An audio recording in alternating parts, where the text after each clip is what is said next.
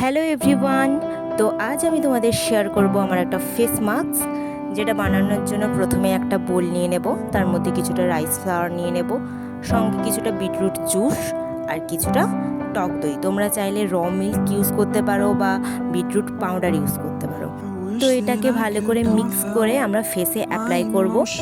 তো এটা তোমাদের black heads white heads remove করতে হেল্প করবে এবং একটা ইনস্ট্যান্ট গ্লো দেবে।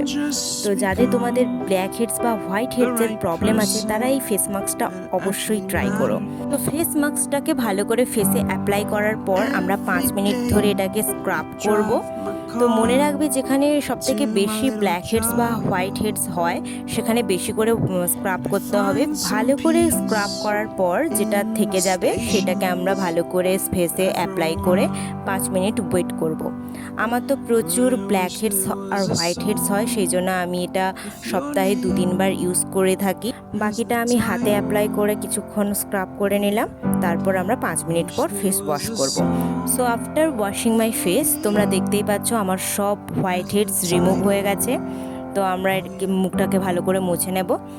প্রত্যেকটা স্ক্রাবার ইউজ করার পর আমাদের ফেস ময়শ্চারাইজ করা খুবই দরকার, সেই জন্য আমি এখানে অ্যালোভেরা জেল ইউজ করছি। তোমরা চাইলে যে কোনো ময়শ্চারাইজার ক্রিম, অ্যালোভেরা জেলটাই বেস্ট, তো তোমরা ময়শ্চারাইজার ক্রিমও ইউজ করতে পারো। আর ভালো লাগলে অবশ্যই লাইক, কমেন্ট, সাবস্ক্রাইব করে দিও।